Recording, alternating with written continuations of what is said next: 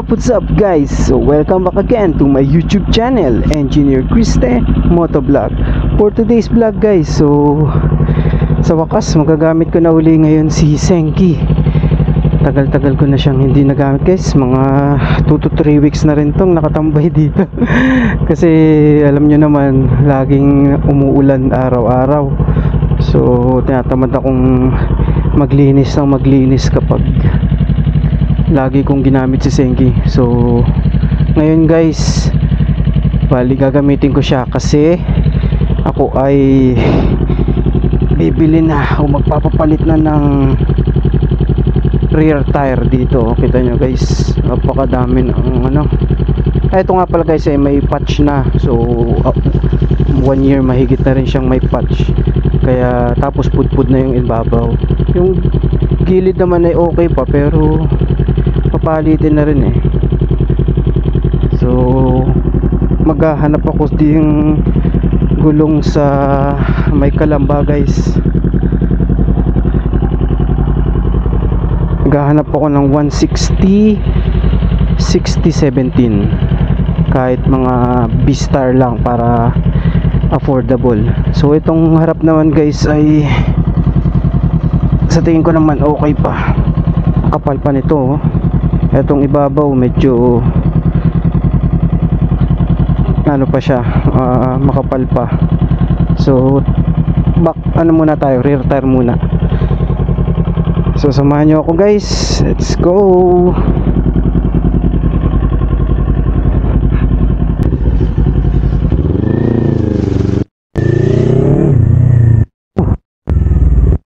Gamit to, taas sa power.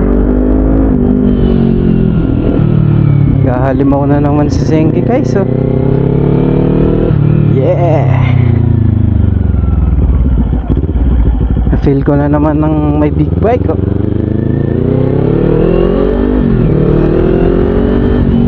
Let's go. Okay.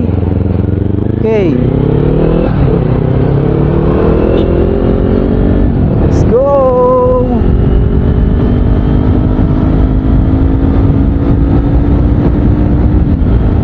Woo!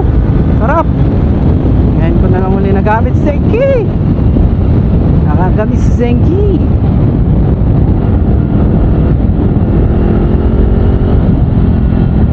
Mabaybayin natin guys ang Kanlubang papuntang Parian or kahit hanggang Halang guys, para maghanap ng B-Star. So nagustuhan ko ang B-Star guys kasi number 1, affordable siya, tapos maganda rin ang style. Then marami rin namang nagsasabi na matibay siya. So marami ring vlogger na nag-e-endorse ng B-Star, kaya susubukan din natin. So syempre number 1 nag-e-endorse dun si Boss Reed. So shout out Boss Reed. Sana mag-meet na rin tayo one of these days.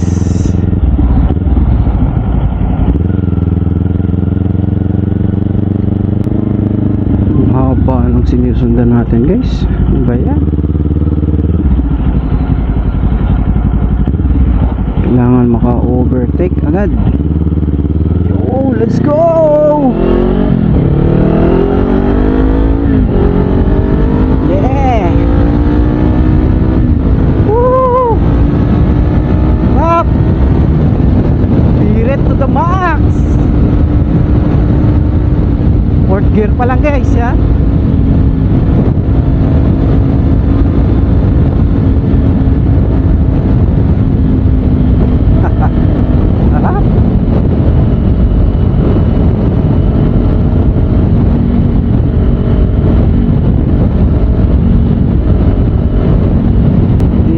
Expressway ngayon guys kasi mas maraming shop tayong madadaanan dito sa may bandang Kanlubang. Tatanong-tanong tayo kung saan may B-Star na 160 60-70. sa may checkpoint or papunta na tayo sa may Parian, Calamba, Laguna, para maghanap ng tire shop na mayroong Beast tire. So let's go.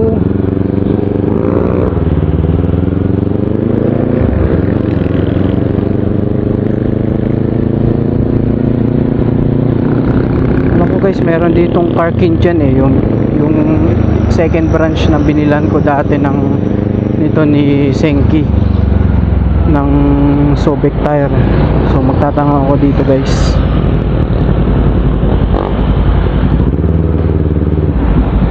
Kung meron sila. Wait lang. Boss, meron kayong Beast tire? 160? Ha? Warrior. Oh, Warrior.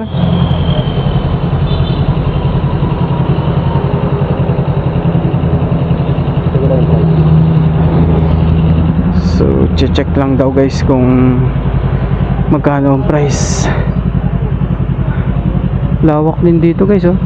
Yung pinagpakabitan natin ng Sobek tire ni Senki dati, so yung kanilang main branch dun sa Alang. 3980 sama ang silat dito, Ilson.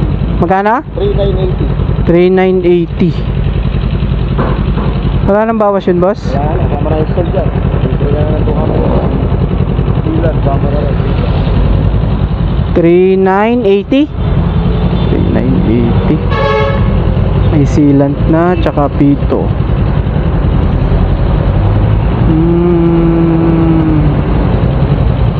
Pwede makita yung ano? Sa kabila. Ano sa kabila? Ay, bagong buong siya sa may shell. Nakita mo yung shell dyan. Ito? Shell. Oo. Isa lang naman shell dyan. Tapos sa bulan ng konti, nandun. Kulay blue at dilawin din po ba? Pwede doon ako pupunta? Oh. May ano na rin yun, yung machine installation na rin. Ah, okay. Sa shell, tapos kaliwa. Ano? Sa tapat? Lampas lang ng konti lang. Ay, yung katabi ng ano? Imperial. Ng Unisan? Imperial. Ah, Imperial. Imperial muna, bago Unisan. Oo. Imperial tas Unisan. Ang pangalan, ano rin? South Road. Ah, South Road, okay. Ano din yan? Yun pala yun. Oo, sige. Doon na lang ako pupunta. Sige, boss, thank you. Okay guys, yun na nga pala yung sinearch ko. Yung South Road Tires Motorcycle Shop. Tire shop. Yun na nga yung pinagtanungan ko. So yun yung kausap ko kanina sa Messenger. Kanila rin pala yun. So yun na tayo. Sure na. din sana ang second option ko eh. So kanina, pero ang tanong ko dun kanina ay 3.8 tapos 150 ang installation. So tingnan natin kung mababago ang offer nila. Let's go.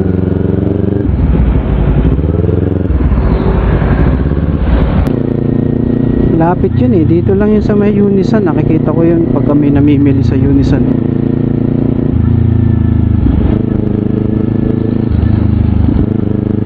Kanila rin pala yun. Bali, 3 branch na pala sila ngayon guys. Iba lang ang pangalan. Kaya akala ko ay iba ang may-ari. Siguro may ano sa kanila, nag-invest. Kaya nag-iba ng pangalan. Na yun, malapit na yun eh.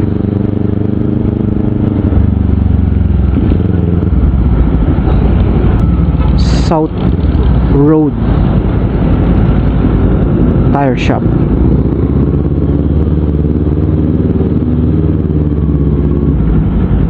Oh, dahil lang customer oh. Saktong sakto. Bien naman oh. Tatanong ko lang kung magkano. Boss, meron kayong Beast tire 160. Yun oh. Dami oh. May 120, 70. Tingnan niya ang price kung magkano. Ha? Pinakamalaki namin po, yung ano lang, 140? 140. Opo, wala. Galing ako doon sa kabila. Sabi dito daw meron. Tinignan din yung ganyan eh. Ah, sa Warrior. Warrior daw, Warrior.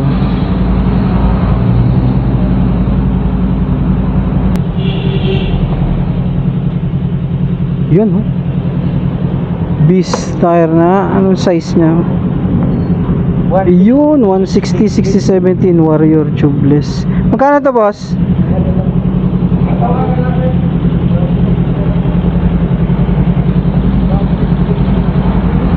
Pero i-upgrade ko na ng ano? Gagawin ko na 160. Gagawin ko na 160. Pwede naman daw 160 dito eh. Marami na ako natanong na ano. Saan ako ito binili? Dun sa may Kalambado, sa may Pansol. Isa rin daw ba may-ari nito?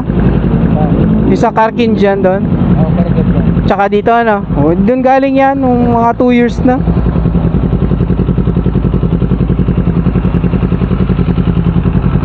Ito sa harap ano pa eh. Medyo makapal pa naman eh.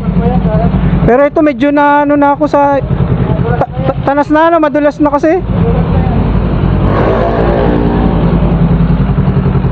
So ito na guys. Sure na tayo, dito na tayo magpapakabit.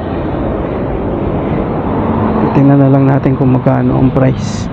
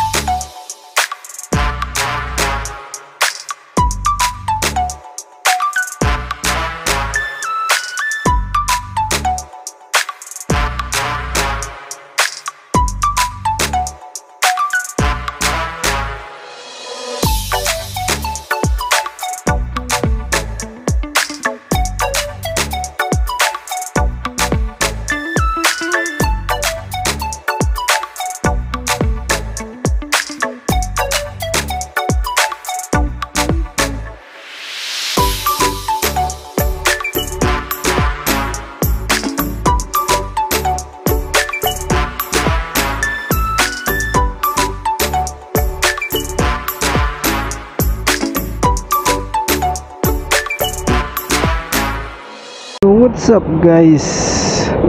Bali, tapos na tayo magpakabit ng bago nating Beast tire na merong size na 160 70-16 dito kay Senki.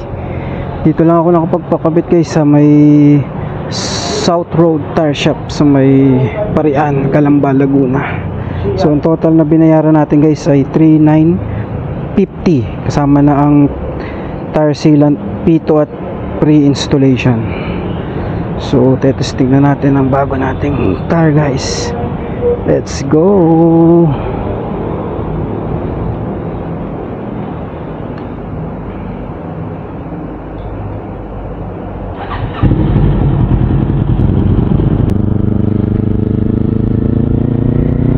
So guys, ito ko ga. Tetestingin na natin ang bago nating Beast tire. Sobrang makapit nga siya guys, oh. Pwede natin siyang i-banking. Woo! Let's go!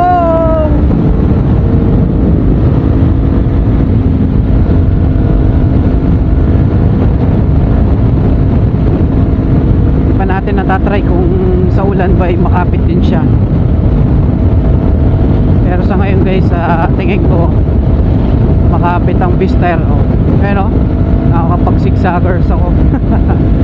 Let's go.